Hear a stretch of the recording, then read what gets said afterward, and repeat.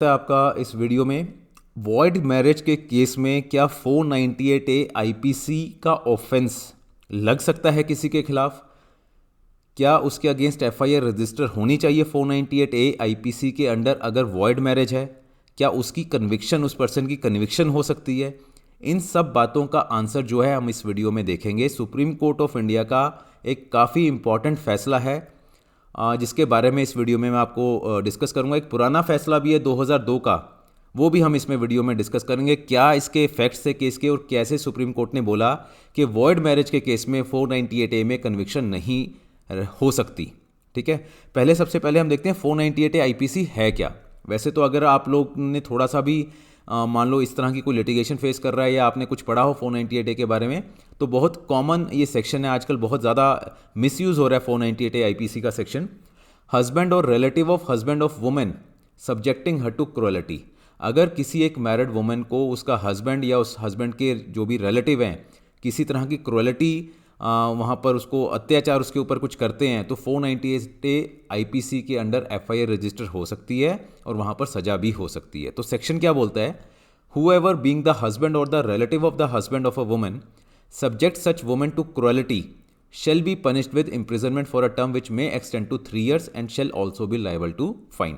3 साल तक की सजा और फाइन दोनों चीज़ें हो सकती है अगर कोई वुमेन को क्रुएलिटी कोई फेस करनी पड़ती है, अगर कोई हस्बैंड या उसके कोई रिलेटिव उस लेडी को टॉर्चर किसी तरह का करते हैं। अब क्रुएलिटी का मतलब क्या है, ए इसका एक्सप्लेनेशन है क्रुएलिटी का मतलब any wilful conduct which is of such a nature as is likely to drive the women to commit suicide. Means इस तरह का एक कंडक्ट, विलफुल कंडक्ट, जानबूझकर किया हुआ कंडक्ट इतना ग्रेव हो कि उस वुमेन को वो सुसाइड करने पे मजबूर करे, या काफ़ी ग्रेव इंजरी या डेंजर टू लाइफ, लिम्ब और हेल्थ, मेंटल हो या फिजिकल हो उस वुमेन को।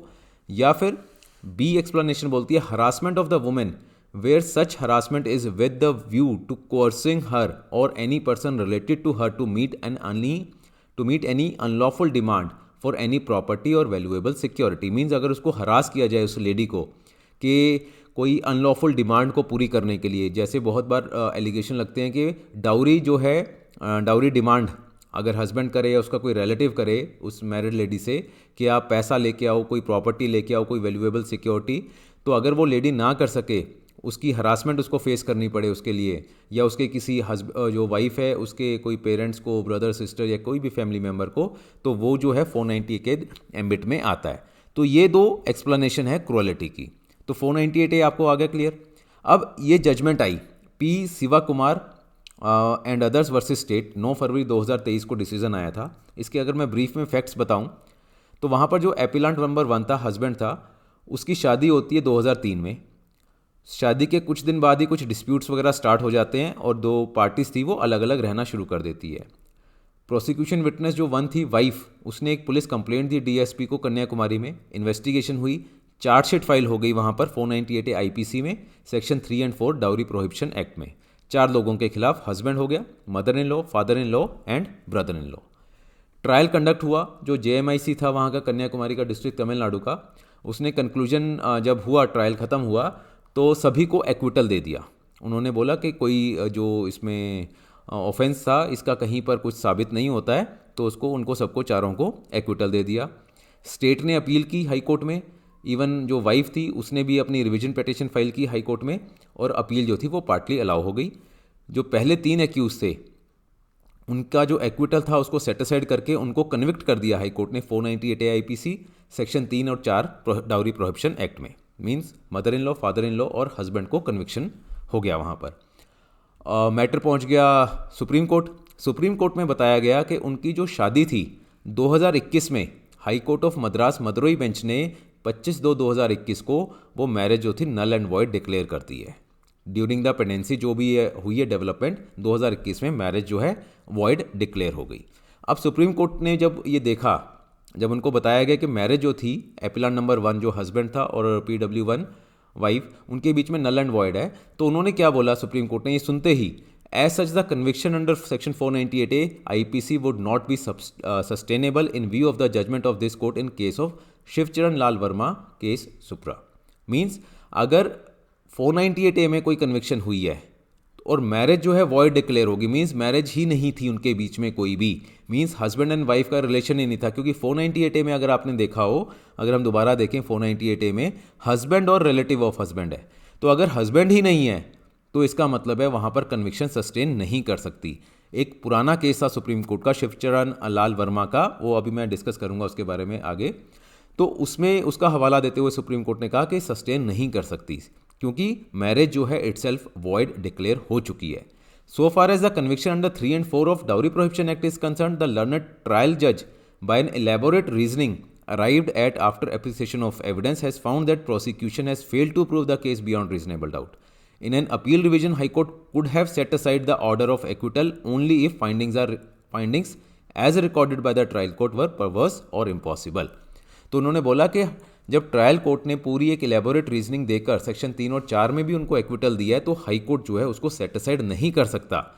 अगर वो ये बोले कि ट्रायल कोर्ट की रीजनिंग जो थी वो परवर्स थी, इम्पॉसिबल थी, फिर तो एक अलग बात है। अदरवाइज हाई कोर्ट जो है एक्विटल के अगेंस्ट एक डिफरेंट व्यू नहीं ले सकता है कि ये सेटल लॉ है।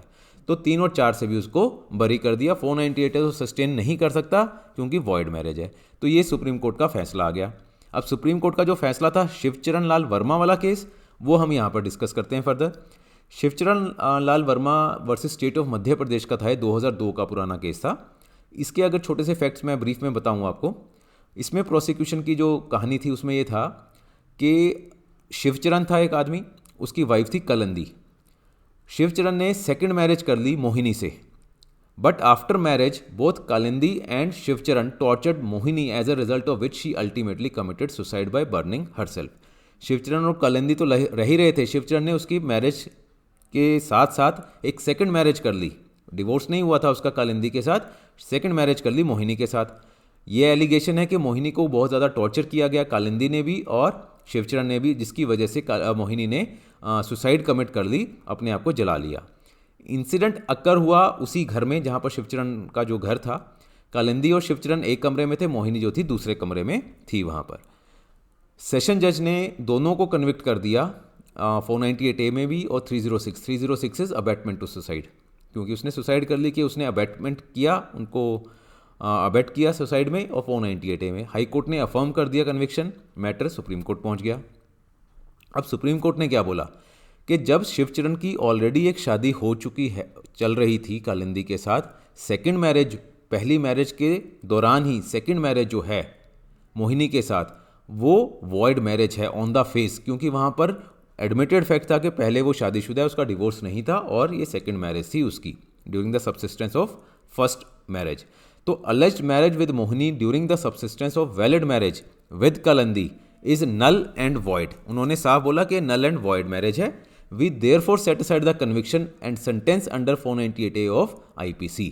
तो कन्विक्शन जो थी 498A में और जो भी सेंटेंस था उसको उन्होंने सेट असाइड कर दिया। बट 306 की जो बात थी, जो अबेटमेंट की वो थी, उसमें the evidence of 3 witnesses already refer to make it absolutely clear that it is on account of torture by both Kalindi and Shivcharan. तो वो उन्होंने रखा था कि 306 का तो जो भी एविडेंस वगैरह आया वो ठीक है, बट 498A सब नहीं इसमें रह सकता, सस्टेन कर सकता। तो उन्होंने नल एंड वॉइड मैरिज के बेस पे उसको ख़त्म कर दिया, उसकी कन्विक्शन को, राइट।